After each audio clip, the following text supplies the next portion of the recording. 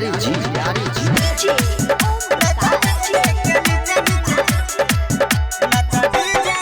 भोले दानी के लगावा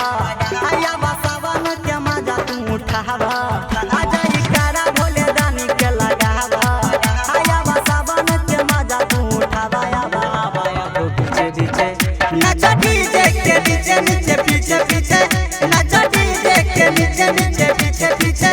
नचा डीजे के नीचे म्यूजिक डायरेक्टर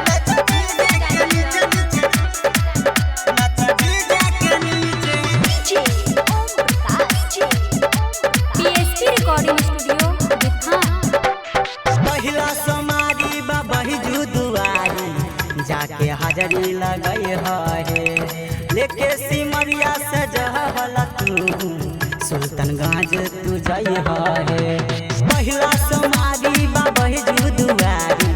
जाके हाजरी लगई है लेके सिमरिया से जहल धानी सुल्तानगंज तू जई है संगे संगे तू कमरिया हिलावा बोला बम्मा वाला गाना बजावा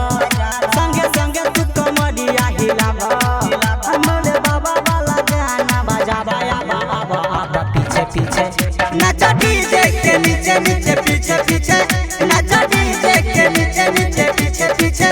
नचा डीजे के नीचे म्यूजिक डायरेक्टर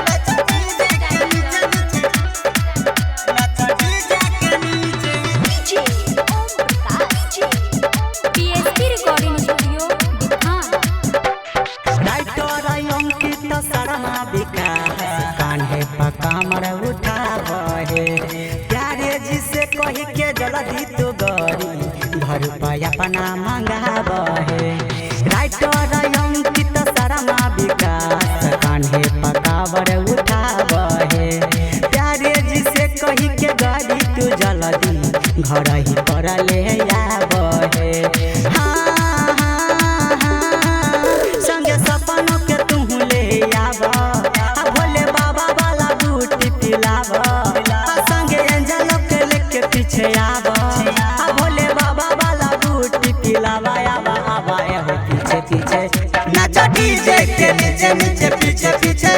नचा डीजे के नीचे नीचे पीछे पीछे नचा डीजे के नीचे पीएसपी रिकॉर्डिंग स्टूडियो बिथान।